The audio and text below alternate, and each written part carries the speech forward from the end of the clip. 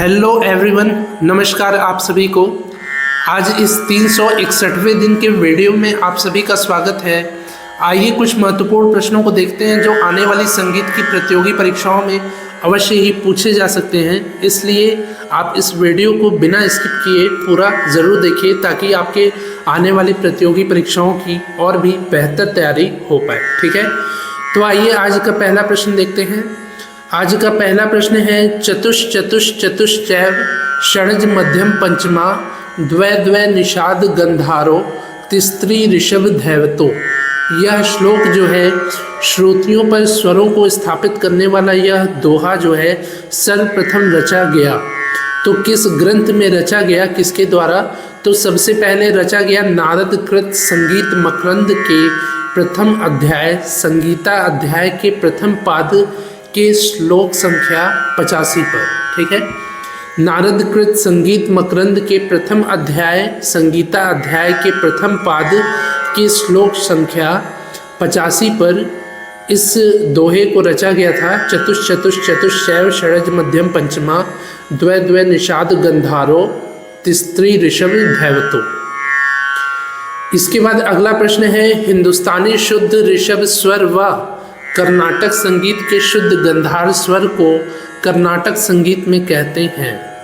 उत्तर भारतीय शुद्ध ऋषभ स्वर और दक्षिण भारतीय शुद्ध गंधार स्वर को दक्षिण भारत में ही कहते हैं पंचश्रुतिक ऋषभ।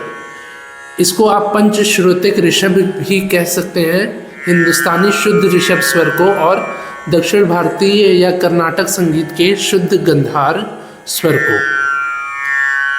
इसके बाद तीसरा प्रश्न है कोमल ऋषभ स्वर का दक्षिण भारतीय नाम है। कोमल ऋषभ स्वर का दक्षिण भारतीय नाम है शुद्ध ऋषभ। हिंदुस्तानी संगीत के जितने भी कोमल स्वर हैं वो कर्नाटक संगीत में शुद्ध हो जाते हैं। ठीक है, तो हिंदुस्तानी का यदि कोमल ऋषभ है तो वो कर्नाटक में शुद्ध ऋषभ हो जाएगा। चौथा प्रश्न है औड़व शाड़व जाति का उल्लेख सर्वप्रथम प्राप्त होता है। औड़व शाड़व जाति का उल्लेख सबसे पहले प्राप्त होता है नाट्यशास्त्र ग्रंथ में। नाट्यशास्त्र में औड़व शाड़व जाति का उल्लेख सबसे पहले प्राप्त होता है। पांचवा प्रश्न है वेंकटमुखी जी के अनुसार रागों की कुल जातियां हैं।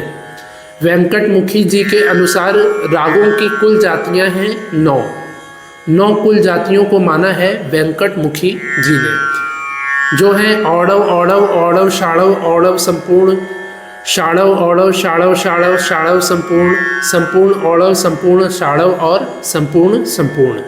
ठीक है, तो ये 9 जातियां हैं जिनको वेंकटमुखी जी ने भी कुल जातियों के रूप में माना है। इसके बाद छठवां प्रश्न है वादी संवादी स्वर नहीं हो सकता।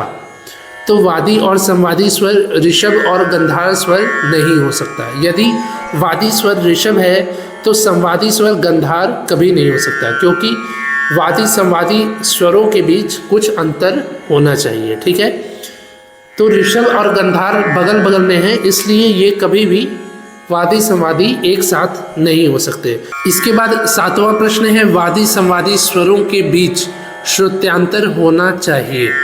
वादी और संवादी स्वरों के बीच श्रुतियों का अंतर होना चाहिए 13 श्रुति या 9 श्रुति या 7 श्रुति। 13 श्रुति, 9 श्रुति तथा 7 श्रुतियों का अंतर अवश्य रूप से होना चाहिए वादी और संवादी के बीच में। इसके बाद 8वां प्रश्न है राग केदार में किस विवादी स्वर का प्रयोग राग की रंजकता बढ़ाने के लिए किया जाता है। राग केदार में कोमल निषाद स्वर का प्रयोग किया जाता है अल्प मात्रा में। ठीक है, कोमल निषाद स्वर का अल्प प्रयोग किया जाता है राग केदार की रंजकता को बढ़ाने के लिए, और कोमल निषाद जो स्वर है वो विवादी स्वर माना जाता है राग केदार में, पर राग की रंजकता को बढ़ाने के लिए, सुंदरता को बढ़ाने के लिए कोमल निषाद का अल्प प्रयोग कर लेते हैं। ठीक है, इसके बाद अगला प्रश्न है अध्वदर्शक स्वर है। अध्वदर्शक स्वर है मध्यम स्वर। मध्यम स्वर को अध्वदर्शक स्वर के नाम से भी जाना जाता है। 10वां प्रश्न है सुशिर वर्ग का वाद्य है। सुशिर वर्ग का वाद्य है बांसुरी। बांसुरी, शहनाई, हारमोनियम, मुर्शंग ये सभी वाद्य सुशिर वर्ग के वाद्यों के अंतर्गत आते हैं। इसके बाद अगला प्रश्न है, धातु की एक छोटी पत्ती जिससे सरोद वाद्य बजाया जाता है उसे कहते हैं। तो धातु की एक छोटी पत्ती जिससे सरोद वाद्य बजाया जाता है उसे कहते हैं जवा। जवा की सहायता से सरोद वाद्य को बजाया जाता है। 12वां प्रश्न है, सितार को बजाते हैं। सितार को बजाते हैं मिजराब की सहायता से। मिजराब से सितार का वादन किया जाता है। 13वां प्रश्न है, अवनद वाद्य का जनक कहा जाता है। अवनद वाद्यों का जनक कहा जाता है डमरू को। डमरू जो है सबसे प्राचीन वाद्य है।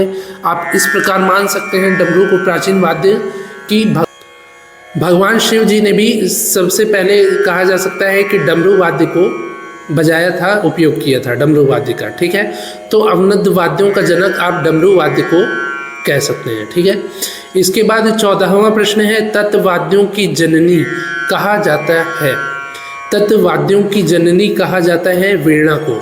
वीणा को तत्वाद्य यानी कि तार वाद्यों की जननी कहा जाता है। इसके बाद 15वां प्रश्न है, मशहूर सितार वादक हैं। मशहूर सितार वादक हैं पंडित रविशंकर जी। पंडित रविशंकर जी जो भारत रत्न से सम्मानित हैं, मशहूर सितार वादक हैं। अगला प्रश्न है, मिजराब के प्रहार से उत्पन्न ध्वनि को कहते हैं। मिजराब के प्रहार से उत्पन्न ध्वनि को कहते हैं बोल। ये प्रश्न मैंने एज इट इज़ लिखा है जैसे कि एग्ज़ाम में पूछा गया था। ठीक है, तो उसमें मिजराब के प्रहार से उत्पन्न ध्वनि को कहते हैं बोल। उसमें यही आंसर भी माना गया है और यही प्रश्न लिखा गया है। तो आप इसको अपने तरह से भी समझ सकते हैं। हर पेपर में जो है आसान भाषा में नहीं लिखा रहेगा। कुछ पेपर में कुछ अलग ढंग से लिखा रहेगा, कुछ गलत भी लिखा रहेगा और कुछ कठिन भी लिखा रहेगा। ठीक है, तो आपको बस इन प्रश्नों को समझना है कि कौन सा ये प्रश्न पूछा जा रहा है और इसका कौन सा उत्तर हो सकता है। तो इस प्रश्न में पूछा गया है, मिजराब के प्रहार से उत्पन्न ध्वनि को कहते हैं। तो आप बोल कह सकते हैं मिजराब के प्रहार से उत्पन्न ध्वनि को। इसके बाद 17वां प्रश्न है, सितार के चौथे तार को कहते हैं। सितार के चौथे तार, सितार में 7 तार होते हैं और इसके चौथे तार को कहते हैं वादी स्वर का तार, जिसे राग के वादी स्वरों से मिलाया जाता है। राग के वादी स्वरों से भी सितार के चौथे तार को मिलाया जाता है और इसको वादी स्वर का तार भी कहते हैं। इसके बाद अगला प्रश्न है, सितार में तार होते हैं। सितार वाद्य में तार होते हैं 7 तार। 7 तारों की वीणा है या वाद्य है, कह सकते हैं सितार। 19वां प्रश्न है, सितार में आस या गूंज उत्पन्न होता है। सितार में आस या गूंज उत्पन्न होता है तरब के तार से। तरब के तारों को यदि आप बजाएंगे, छेड़ेंगे तो उससे सितार में गूंज उत्पन्न होगा, आस उत्पन्न होगा। ठीक है, इसके बाद अगला प्रश्न है, दिलरुबा वाद्य है। दिलरुबा वाद्य है गज से बजने वाला वितत वर्ग का वाद्य। दिलरुबा वाद्य को गज से बजाया जाता है और ये वितत वर्ग का वाद्य। दिलरुबा वाद्य को अपवादित वाद्य भी माना जाता है क्योंकि इसमें सारिकाएं होती हैं, फिर भी इसको वितत वर्ग के वाद्यों में रखा गया है। वितत वर्ग के वाद्यों को गज, कोड़ की सहायता से बजाया जाता है, पर वितत वर्ग के वाद्यों में पर्दे नहीं होते हैं। ठीक है, पर दिलरुबा और इसराज एक ऐसा वाद्य है जिसमें पर्दे होते हैं, सारिकाएं होती हैं और इसको वितत वर्ग के वाद्यों में रखा गया है। तो दिलरुबा वाद्य जो है अपवादित वाद्य है, इसको अपवाद माना गया है इस वाद्य को, क्योंकि सारिकाएं होने के बावजूद भी इसको वितत वर्ग के अंतर्गत रखा गया है। तो दिलरुबा वाद्य है गज से बजने वाला वितत वर्ग का वाद्य। तो ये हो गए आज के 20 महत्वपूर्ण प्रश्न। मुझे उम्मीद है कि आपको ये प्रश्न अच्छे से समझ में आए होंगे।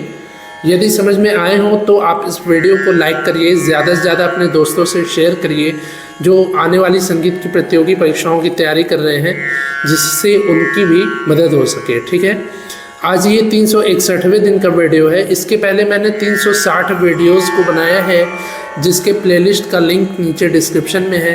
यदि आपने अभी तक उन महत्वपूर्ण वीडियोस को नहीं देखा है तो अवश्य ही देख लीजिए, जिससे कि आपके आने वाले प्रतियोगी परीक्षाओं की और भी बेहतर तैयारी हो पाए। ठीक है, तो मिलते हैं ऐसे ही अगले नेक्स्ट 362वें दिन के वीडियो में। तब तक के लिए नमस्कार, धन्यवाद।